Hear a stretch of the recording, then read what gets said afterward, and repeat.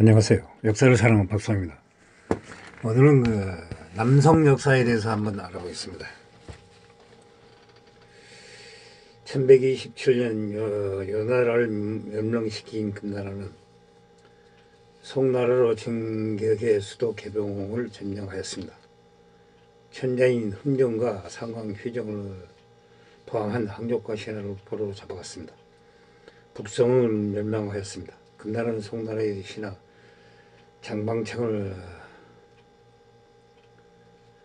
황제를 내세운 괴뢰의 국가 대처를 세웠습니다. 군사를 철수시켜왔습니다. 금군이 물러나자 곧 송의 군신들은 장방창에게 반발하여 죄의를 포기하도록 하였습니다. 장방창 이를 받아들여 희종의 아들 흠정 동생 강황족에게 황제의 자리를 오르기를 바란다는 편지를 보내고 황제 등간 지 32일 만에 퇴위하였습니다. 후에 장방창은 담지로 유배당한 뒤 불충한 죄로 사약을 받게 되어서 죽었다고 합니다. 천자라 옹립된 조국은 1127년 충부 지공의 한안성에서 남성 고종으로 즉위하였습니다. 연하를 근념으로 고치고 송나라를 재건하였습니다. 다만 남성 조정은 새 수도 황제를 행제라 부르면서 임시 수도로 생각하였습니다. 조정의 공식 수도는 남성 시기 내내 개봉이었습니다. 황제로 즉위한 송고종은 곧 전파 군라들을 개혁하여 군사를 소집하는 등 전쟁 준비에 박차를 가했습니다. 이런 행위는 금나라를 크게 자극하였습니다. 한창 기세가 오른 금이 이런 고종을 남성 고종을 가만히 둘 리가 없었습니다. 금나라는 송이의 초를 무너뜨리고 초황제 장방책을 죽였다는 명분을 내쇼 다시 남하하기 시작하였습니다.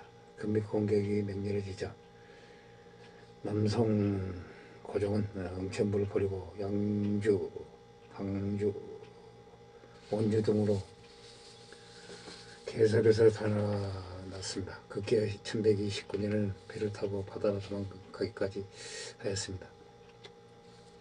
1129년 남성 정부는 수세에 몰리자 수도를 남경에서 바다와 가까운 이만으로 옮겨 끝까지 저항할 뜻을 밝혔습니다. 그런데 남경을 함락시킨 3달 후 금나라 군대는 이만까지 함락시켜 버렸습니다. 바로 이때 남성 고종이 바다로 달아났습니다.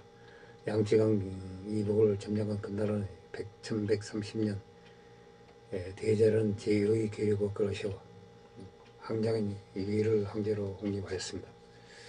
이토록 강남이 이민족에게 유린당한 적은 남북조 시대 이후로 처음이었습니다.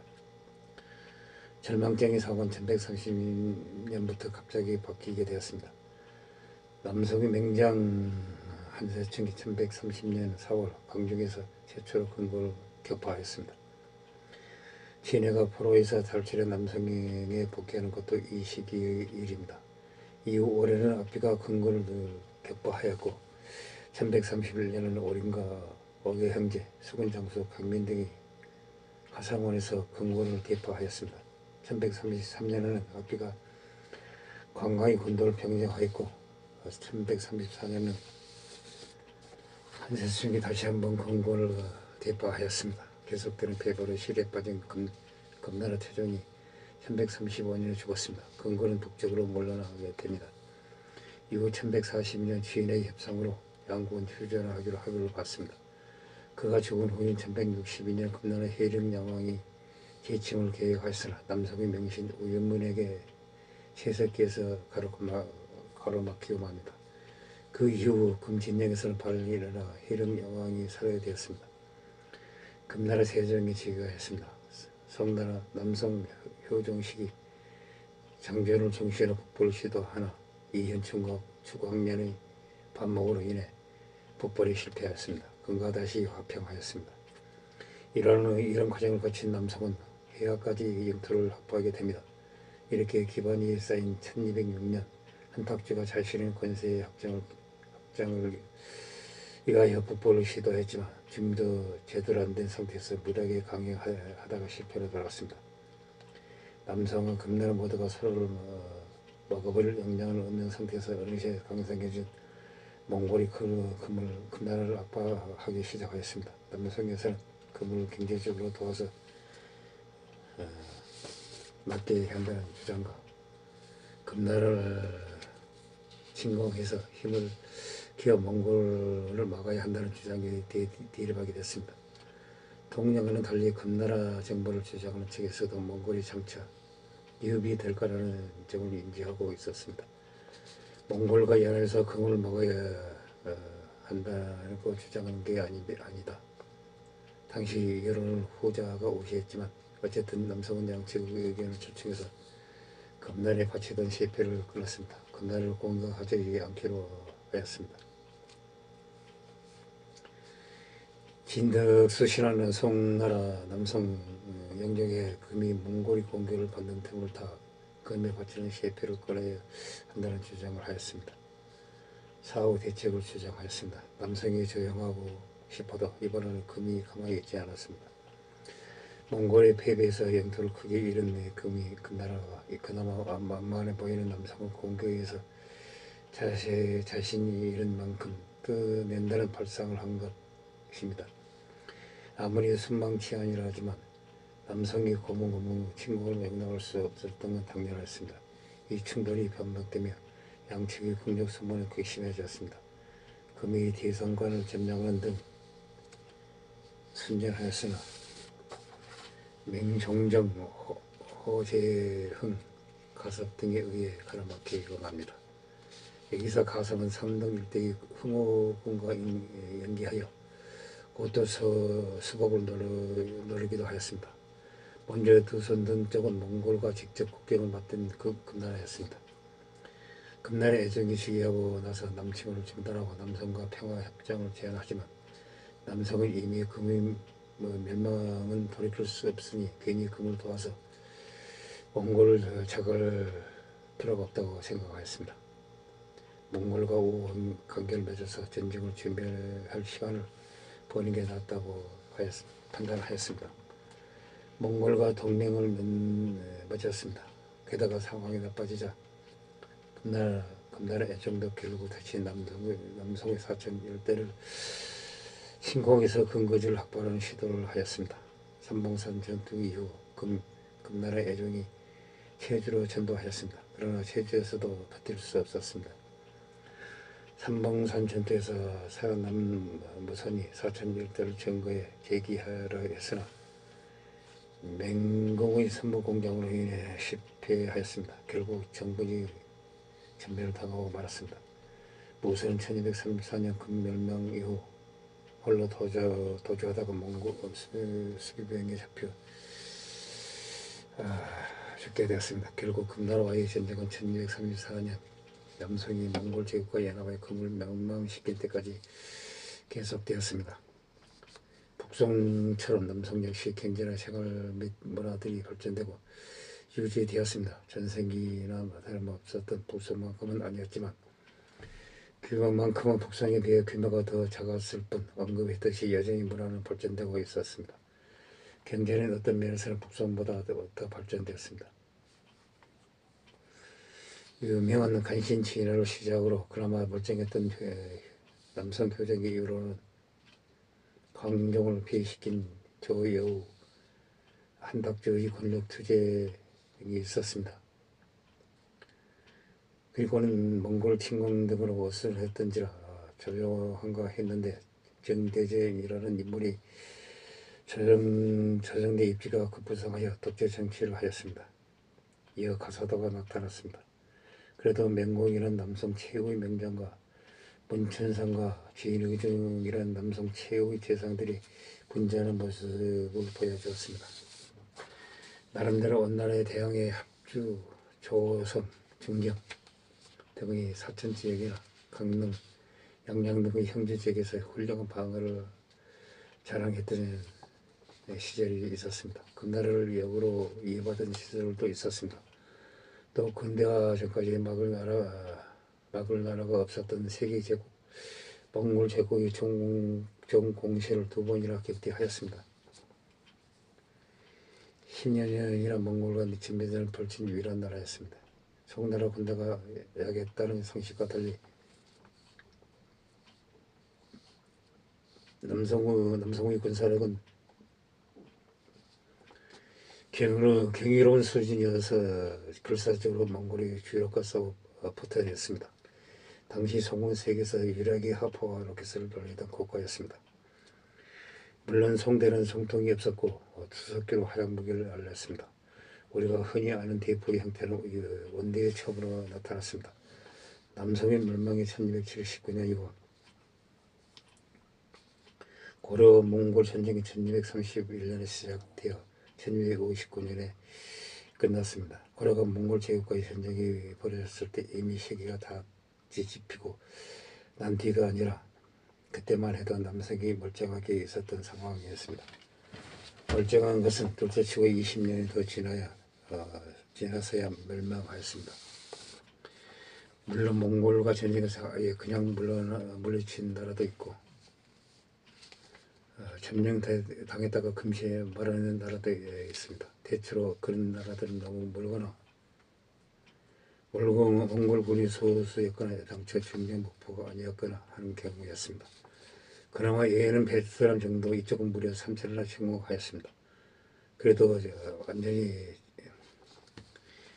침략하지는 못했습니다. 남성은 중국 북부를 장악한 몽골군이 지척에 몽골군이 최고 주력군이 공격하는 최대의 목표이자 몽골 제국의 대칸, 옥고타이칸, 몽케칸이 직접 침략하는 상태였음에도 불구하고 1235년, 1279년까지 무려 44년을 버텨냈습니다. 그렇지만 당연히 이 44년 동안 몽골이 지속적으로 전력을 다해 남성을 공격한 것은 아니었습니다. 일단 몽골은 동시에 첩으로 원정을 강경하기도 하였고 내부에도 칸 자리를 놓고 내분이 많았습니다. 남성을 치다가 해본하여 5년의 내전을 치렀던 일도 있었습니다. 간신 가사도는 아예 권력적인 불평등 조약을 맺어 몽골이 해군하기도 하였습니다.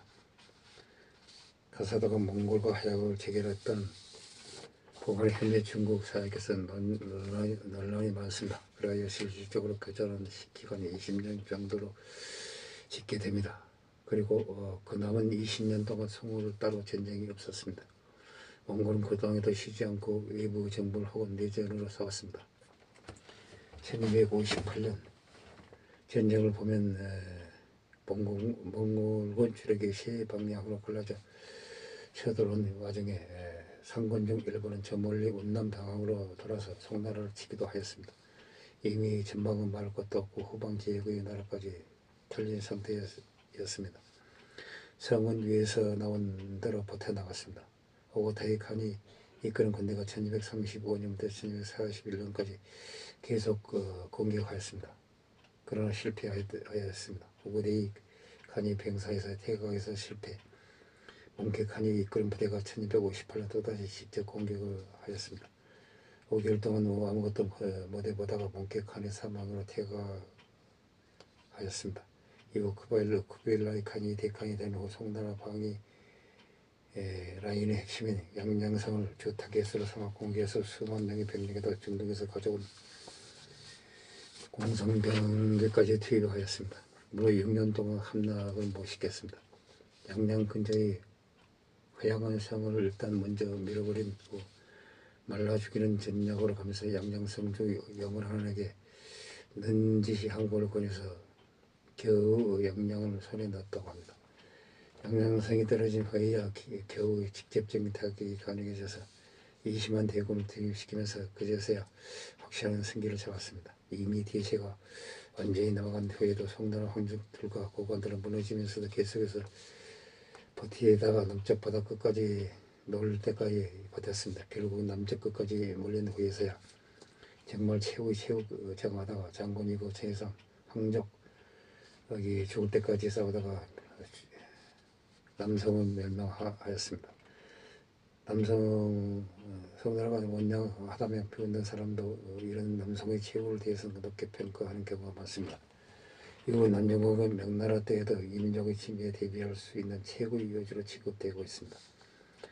몽골과 남성의 전쟁 후보 및 1276년에 몽골과의 전투 중 투항이나 무너진 지음의 나라가 호라즘 제국, 막북, 서하, 서요, 금나라, 토건, 중동, 러시아, 동유럽, 고려, 대리국 등등이 있었습니다. 결국 멸망하기는 했었던 남성은 꽤 오래 버티고 있었습니다.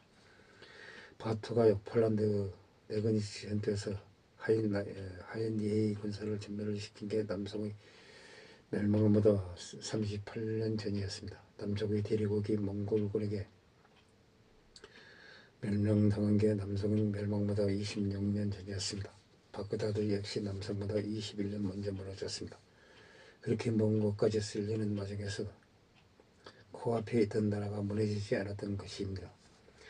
남성은 북성과 달리 지방군 지휘관들이 권한이 강했기에 군부라는 이유도 존재하였습니다. 실제로 남성 측의 금나라와의 전쟁에서 군부를 실어들였어도 이만을 포위하여 방어선에 군복을 낸 덕분에 금나라가 일시적으로 이만을 함락시킬 수 있었습니다. 그러나 군부 세력 중 하나의 한세층이나 악비 등의 활약으로 오히려 금나라가 밀렸습니다. 남성 정부는 금나라보다 군부를 들어하여 적당히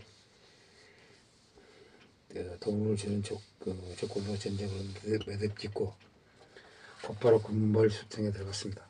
즉 남성과 싸우던 몽골이 다민족 국가라 통합이 덜 되었습니다. 남성 또한 군사적 부분에서 완전히 통합이 잘 된 것은 아니었습니다.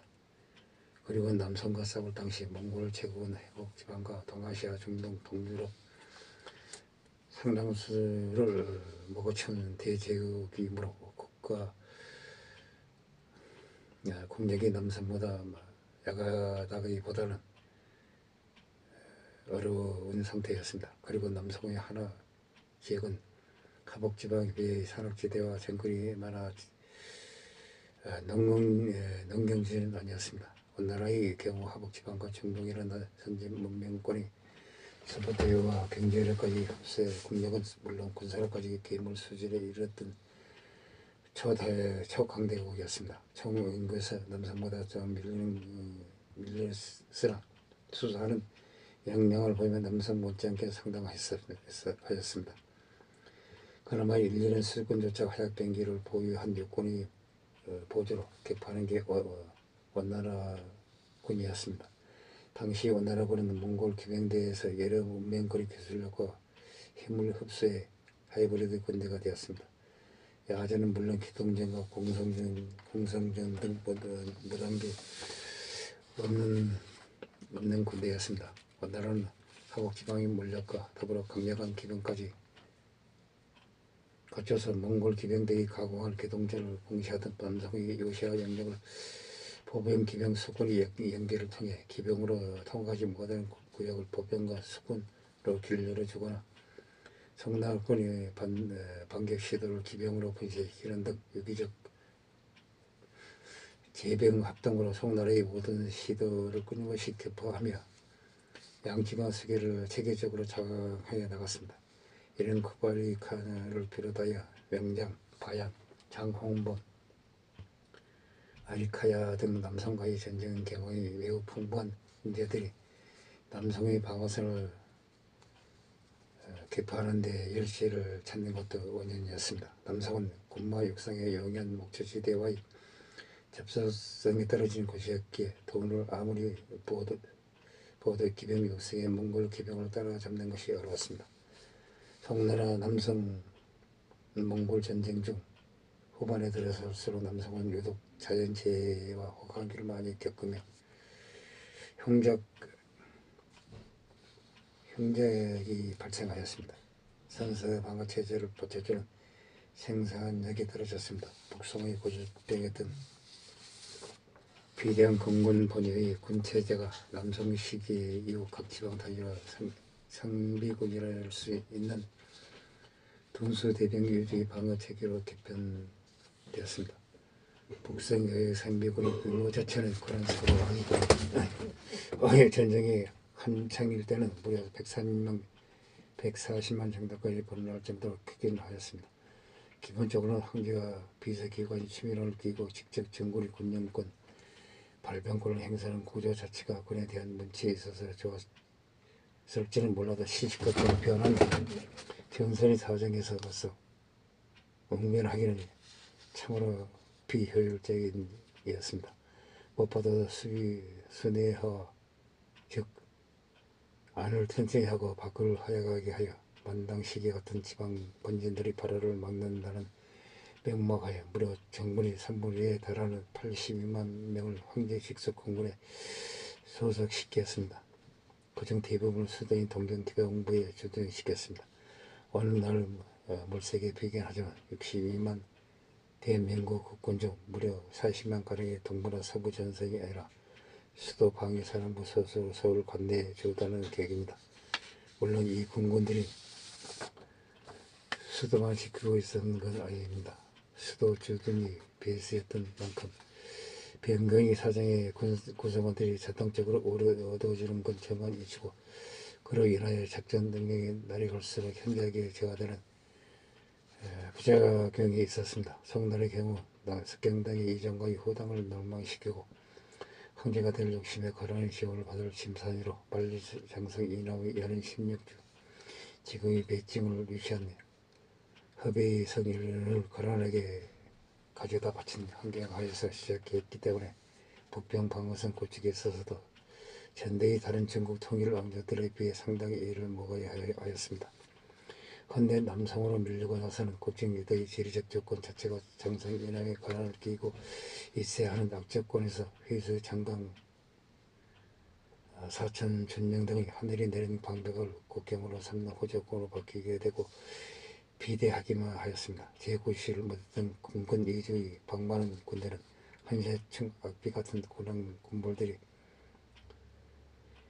직접 모병은 정의의 전수 대변들을 수적으로 충실하게 재편되었던 것입니다. 물론 이러한 군볼들이 바로를 걱정한 남성 고종이 지인을 앞세워 실행한 정치적 조처로 인해 악비는 처단되었습니다. 한세층은 축출되었습니다. 이런 여지는 있을 수 있습니다. 오늘날에도 악비 한세층 숙청의 본의가 남성 고종의 지인의 누구한테 다 쏠린지는 연구 대상이기 때문입니다.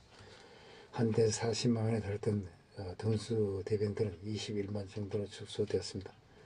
남성 군군의 역할을 담당한 사마 제2군의 군대가 13만 내외였던 것을 상기하면 북성 시기에 비해서는 상당히 지방군의 밸런스가 이상적으로 재조정된 거라고 봐야 합니다. 이후 남성 금희령 야왕 남정골 문건 오윤문이 장강 남한체석에 개파하였습니다. 그 대륙에서 몽골을 상대로 가장 오래도록 버티는 등 멸망할 때까지 상당히 현실한 방안을 자랑하게 됩니다. 흠여지의 국경을 일어났던 바탕에 강남의 경제력 최대로 버틴 시기인 것이 절묘하게 맞아 떨어져 강력한 방어선의 풍부한 물자 보급선을 구축할 수 있었던 것이 역시 남성이 버틸 수 있었던 요인입니다. 실제로 남성 시기는 본격적으로 강단이 작은 전란으로 무뎌진 강북의 경제력을 평가하기 시작한 시기로 평가되고 있습니다.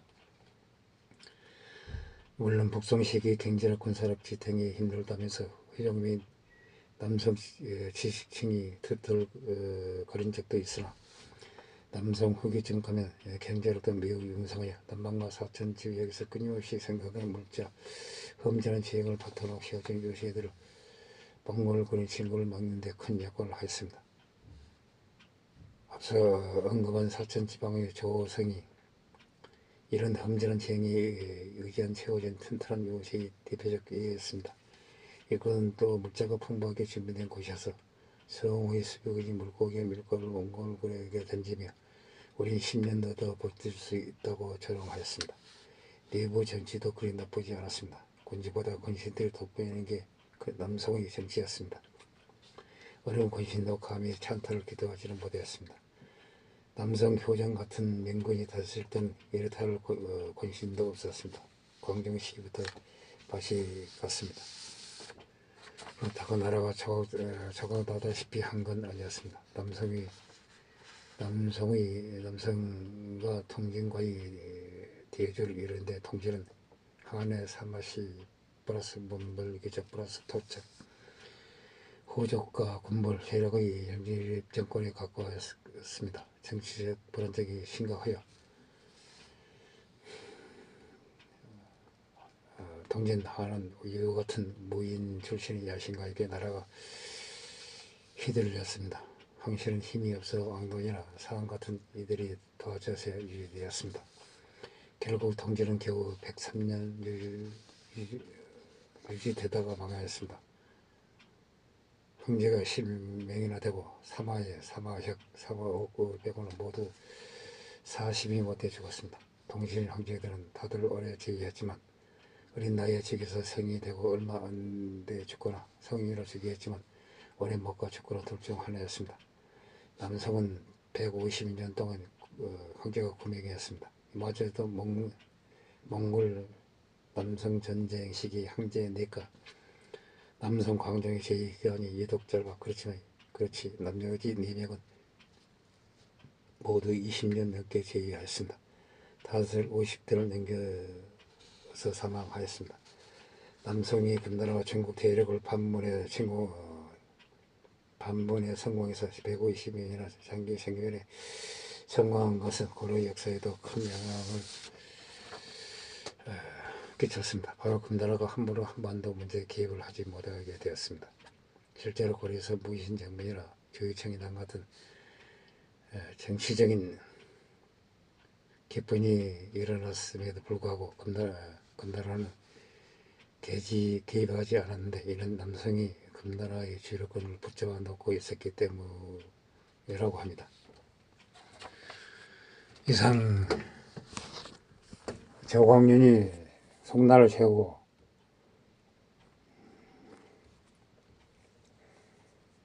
결국 북방민족에 패하여 남쪽으로 전도하면서 남성이 금나라 몽골과의 투쟁 결과를 알아봤습니다. 항시 부족함을 느낍니다. 양해 부탁드립니다. 감사합니다.